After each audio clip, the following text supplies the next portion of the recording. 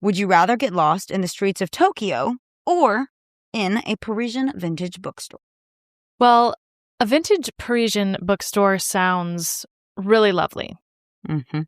I could spend some time in there Mm-hmm. and enjoy a little cafe au lait or a little vino. Mm-hmm.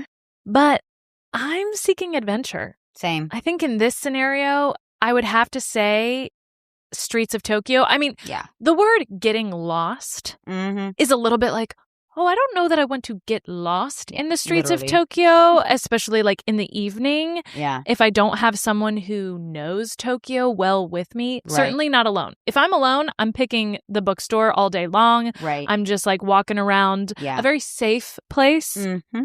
beautiful but safe. However, being in Tokyo and just like going around, like getting, I mean, obviously it's a phrase that we say, getting lost in the streets. It's not actually getting lost, right? Like Right. we're talking about just like going there and just experiencing it, and Yeah. exploring it. And I think I've got to choose that. Yeah, I feel the same way. I would rather do that. Again, like you said, all that. If I lived in Paris, that would be another thing.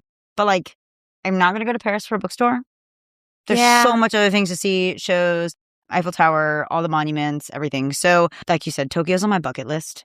And for those of you who don't know much about Tokyo, you've got a lot to offer if you were like, voluntarily getting lost on the streets. You've got vending machines galore, basically cat cafes, owl cafes, hedgehog cafes. There's so many places tucked Random. away. Yeah, on the upper floors and side streets. You can't sip coffee in Tokyo while petting things like a hedgehog. I just think that's so crazy. Like it's so kind of weird and funky there. I've only ever heard of cat cafes, so to think that there are owl cafes and hedgehog cafes actually really excites me because I know, I love right? owls and hedgehogs. I know, like How can crazy you is you that? not love those creatures? No, I think it's so cool. I mean, the vending machines, like we talked about, hot meals. You can get like funky T-shirts and the crazy toys like Hello Kitty and all that. I grew up loving Hello Mhm. Kitty, so I would just be like wandering in all of those stores. You can still check out books there as well. And then, they've got like mystery capsules. Another cool thing is obviously you guys have heard about the restaurants there, the food. You can do like tiny 5-seat restaurants and ramen shops. They're just great hole in the wall spots. They serve specialty dishes and they have awesome foods called, oh my gosh, I won't even be able to pronounce these. So I'll say one of them and then we'll put the rest in the blog. But Harajuku, Shibuya, and Asakusa.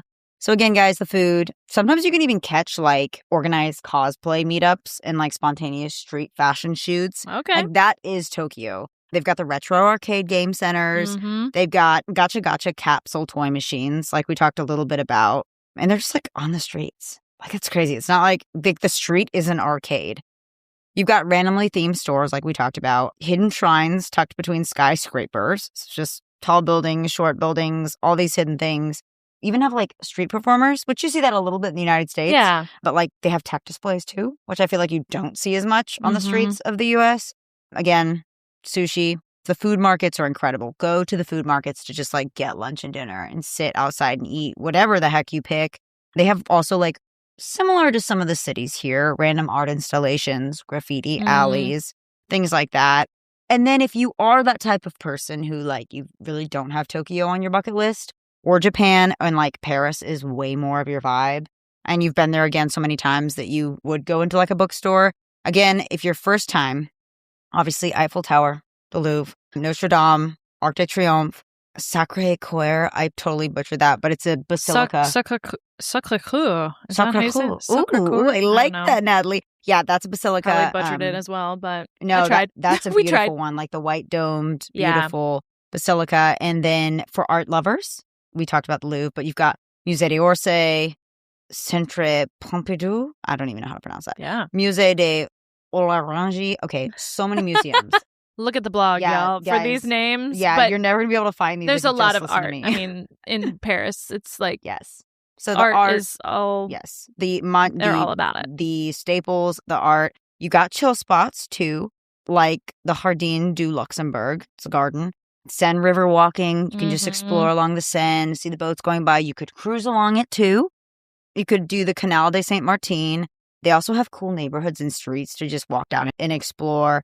You also have the best food. Paris, they say that the Parisians taught the Italians how to cook. And everyone else. Really? Yes. Okay. So Rue Clear is a really famous like open air market for like street cheeses, pastries, and wine. Again, you've got so many more, guys. We'll write some down.